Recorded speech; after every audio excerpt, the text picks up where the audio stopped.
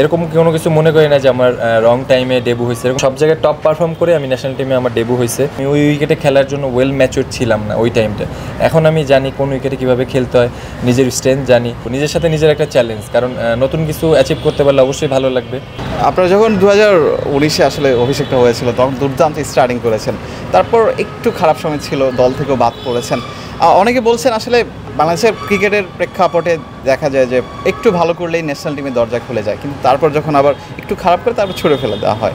So আপনার কি মনে হয় আপনার ভুল সময় অভিষেক হয়েছিল ন্যাশনাল? না, টু বি অনেস্ট আমি এরকম কোনো কিছু মনে করি না যে আমার রং টাইমে ডেবু হয়েছে, এরকম কোনো কিছু না, কারণ আমি সব জায়গায় টপ পারফর্ম করে আমি ন্যাশনাল টিমে আমার ডেবু হয়েছে। আমি একটা প্রসেসের ভিতর দিয়ে গিয়ে আমি ন্যাশনাল টিমে খেলছি। আন্ডার-19 থেকে সে এইচপি থেকে এ টিম থেকে বিভিন্ন খেলা খেলে দেন সব জায়গায় টপ পারফর্ম করে আমি ন্যাশনাল টিমে গেছি। বাট বলতে পারেন যে রং টাইম বলবো না, বলতে পারেন যে আমি লাস্ট আমার ক্যারিয়ারে ওইভাবে যদি দেখেন T20 ওডিআই আমি ওরকমভাবে ওয়েলভাবে সাকসেস হইতে পারিনি, কিন্তু আমার মনে হয়েছে T20-তে আপনি লাস্ট আমার 12-14টা ম্যাচ দেখবেন মিরপুরে হয়েছে, কোনো রকম উইকেটে ছিল। এটার আমি বলতে পারি যে আমি ওই উইকেটে খেলার জন্য ওয়েল ম্যাচিউরড ছিলাম না ওই টাইমটা। এখন আমি জানি কোন উইকেটে কীভাবে খেলতে হয়, নিজের স্ট্রেংথ জানি। তো এই জিনিসগুলি এখন ভালো লাগা কাজ করে, নেগেটিভিটি নিজের ভিতরে কোনো কিছু রাখতে চাই না।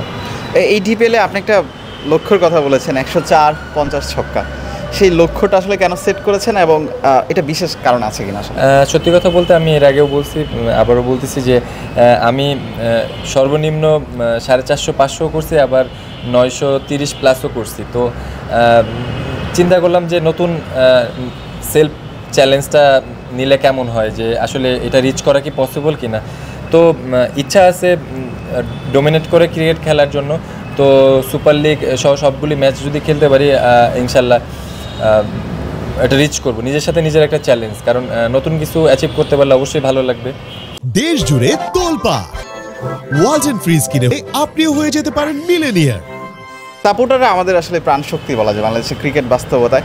যদি কখনো তারা আসলে আপনার নেগেটিভিটি নিয়ে আলোচনা করে, সমালোচনা করে, এটাকে আপনার জন্য আর বাড়তি স্ট্রেংথ কিনা? আসলে না, আসলে বলছি এটা আপনি যতদিন বেঁচে থাকবেন দেখবেন আপনার আশেপাশে, আপনি অ্যাজ এ প্রফেশন আপনার আশেপাশে আপনার ওয়েল উইশারও থাকবে, আবার নেগেটিভ কিছু পার্সন থাকবে। তো বোথ পার্সনের জন্য গুড লাক, আমি আমার কাজ করতে থাকবো। আমি কারো স্পেসিফিক বলবো না যে এর জন্য আমার কোনো প্রবলেম হয়। এখন আপনি যত নেগেটিভ জিনিস দিয়ে আপনি আমাকে ইম্প্যাক্ট করতে পারবেন না। তো ওদের জন্য গুড লাক, যারা ওয়েল উইশার, যারা নেগেটিভ কথা বলে, সবার জন্য গুড লাক। সবাই সবার লাইফে যার যার গোল অ্যাচিভ করুক, সবার জন্য গুড লাক।